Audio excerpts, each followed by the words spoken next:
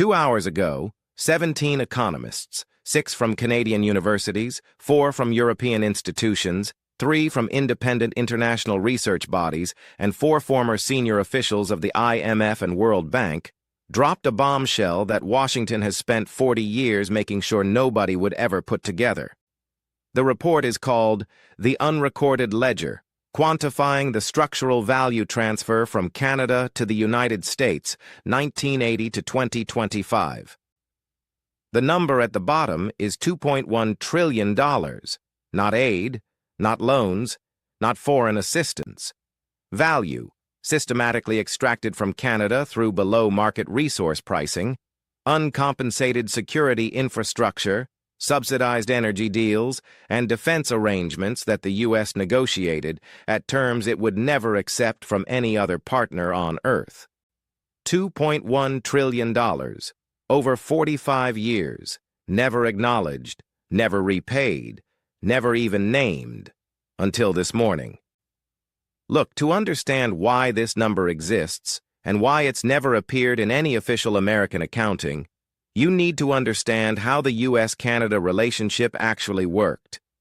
Beneath all the partnership language and mutual benefit talk both governments used in public, a very different arrangement was operating behind the scenes. The report's authors spent 3 years building the methodology. They didn't just invent a number. They followed 4 specific channels where value flowed from Canada to the United States at rates that no arm's-length transaction between sovereign nations would have produced, and they put a price on each one. The first channel, energy pricing. From 1980 to 2024, Canada exported oil, natural gas, and electricity to the U.S. under bilateral pricing agreements that were structured, through a combination of treaty provisions and political pressure, to keep Canadian energy costs to American consumers below the global market rate. The gap between what American consumers paid for Canadian energy and what they would have paid on the open global market. Across 44 years, across every barrel of oil, every cubic foot of natural gas, every kilowatt hour of hydroelectric power, totals $847 billion. $847 billion in energy value that Canada provided to the American economy at below-market rates because the bilateral relationship made saying no politically impossible. American refineries were engineered for Canadian heavy crude. American utilities in the Northeast built their entire grid around Canadian hydroelectric capacity. The dependency was real. The pricing that reflected it wasn't. The second channel, defense burden absorption. Canada has maintained, at its own expense, the northern surveillance and aerospace defense infrastructure that protects the continental United States from the primary threat vector that American soil can't cover, the Arctic Approach Corridor, the 17 listening stations across Canada's northern territories, the NORAD Co-Command infrastructure, the Arctic Maritime Patrol capacity. When you price these contributions at the rate the U.S. pays for equivalent capabilities from other allies, the rates it charges NATO partners for American security guarantees, the rates it prices bilateral defense agreements with Japan and South Korea, the value Canada has provided, uncompensated, since 1958 totals $614 billion. $614 billion in security infrastructure that the Pentagon's own documents describe as irreplaceable, provided by Canada at Canadian taxpayer expense in exchange for a bilateral relationship that Washington is now using as leverage. The third channel, pharmaceutical and regulatory subsidy. Canada's drug pricing framework, the system that makes Canadian medications 40% cheaper than American equivalents, has functioned for 30 years as a pressure release valve for the American healthcare system. Americans who can't afford medication at U.S. prices cross the border or order from Canadian pharmacies. American pharmaceutical companies use Canadian pricing data to negotiate with European regulators.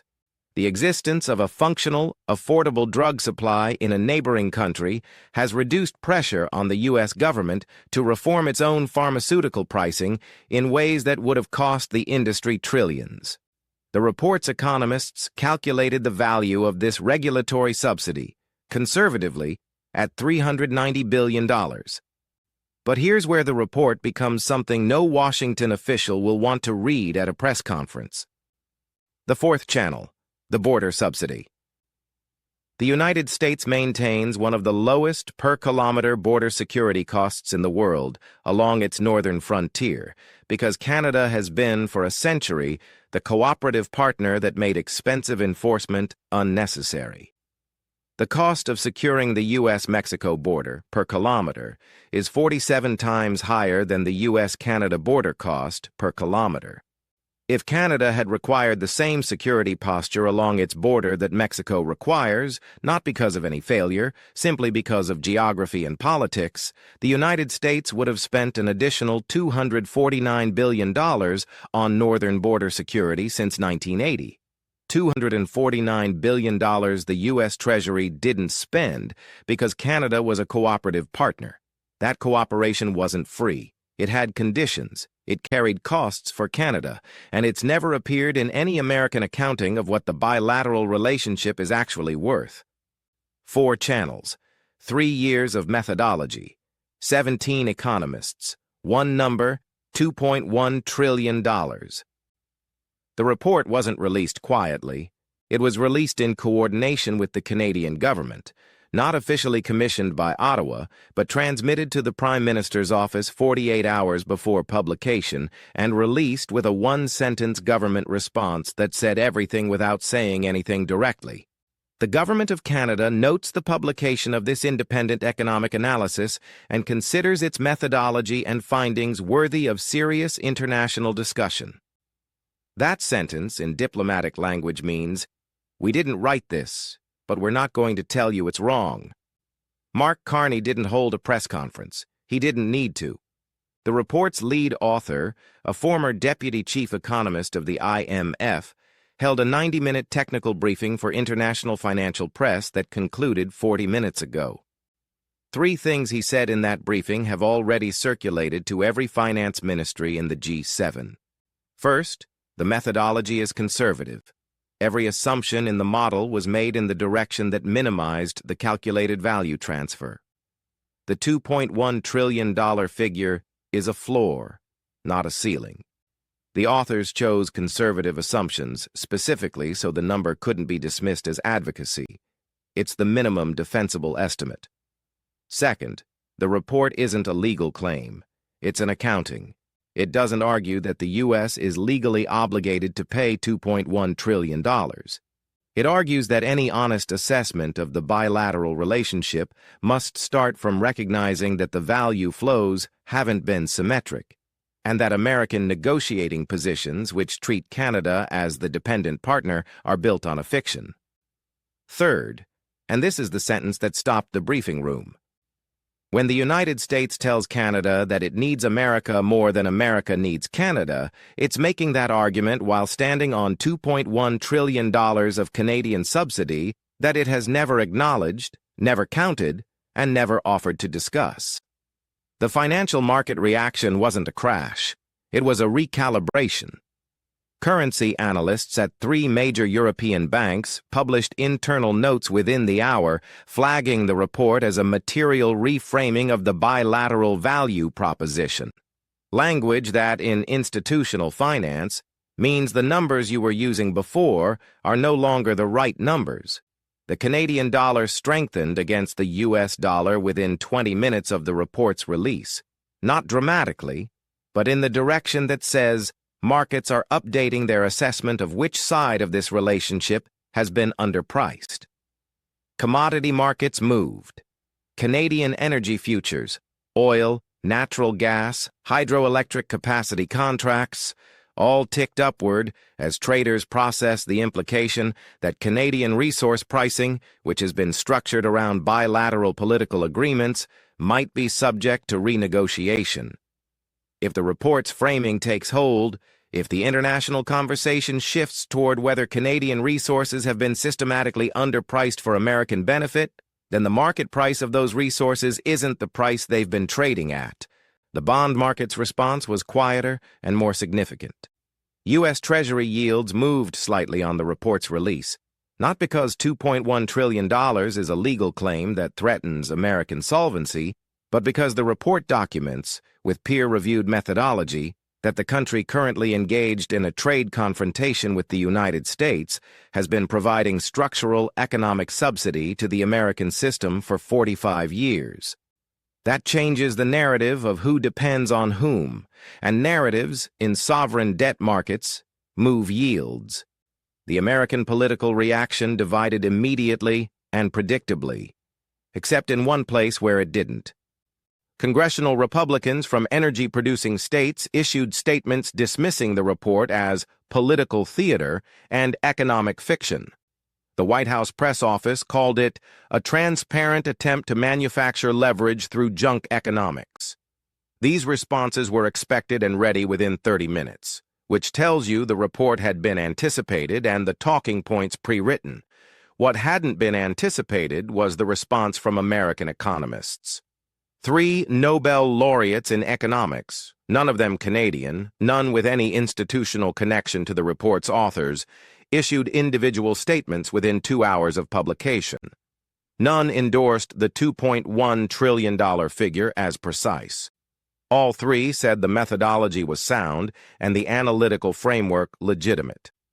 1, whose work on international trade pricing is taught in every graduate economics program in the world, said this: "The core argument that long-term bilateral pricing arrangements between unequal partners systematically undervalue the weaker partner's contributions isn't controversial in economic literature. Applying it to U.S.-Canada relations is overdue." That sentence, from that economist, rendered the White House's junk economics talking point inoperative within the hour. The international response was the one Washington had most reason to fear. The European Commission's Trade Directorate requested a full copy of the report for review in the context of its own bilateral negotiations with the United States. The African Union's Economic Commission, representing 54 nations that have spent decades arguing that their own resource relationships with wealthy partners have been systematically underpriced, issued a statement calling the report a rigorous analytical framework with implications far beyond the Canada-U.S. relationship.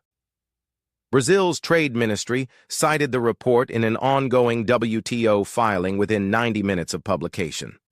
The $2.1 trillion number, released by Canadian economists about a bilateral relationship, had become, within 2 hours, an international template for examining every long-term resource relationship between a large economy and a smaller partner. Washington didn't create that template, but it created the conditions that made Canada feel it was necessary. So where does this go, that report? It's out there now. Can't take it back. The methodologies published, the 3 Nobel laureates said what they said, and the European Commission has their copy sitting in someone's inbox. This number, $2.1 trillion, it's loose in the wild now. People are going to cite it, tear it apart, build on it. Eventually, it just becomes part of how we talk about the U.S.-Canada thing. And look, that changes everything going forward. Not because it's some legal demand they can cash in. Not because anyone's actually going to pay up. But because every single American official who sits down across from their Canadian counterpart and pulls that old line, "You need us more than we need you." Well, now they're saying it in a room where $2.1 trillion is literally written on the wall. Carney knew exactly what he was doing when he released this thing. Guy's a former central bank governor. He reads balance sheets like the rest of us read grocery lists. This wasn't a weapon to him. It was a correction. A correction to 45 years of conversations that started from the wrong damn number. The United States has spent this whole confrontation telling Canada what it owes, he said. This morning, Canada showed America what it's owed. The math was always there. The standing ovation went on until the doors closed behind him.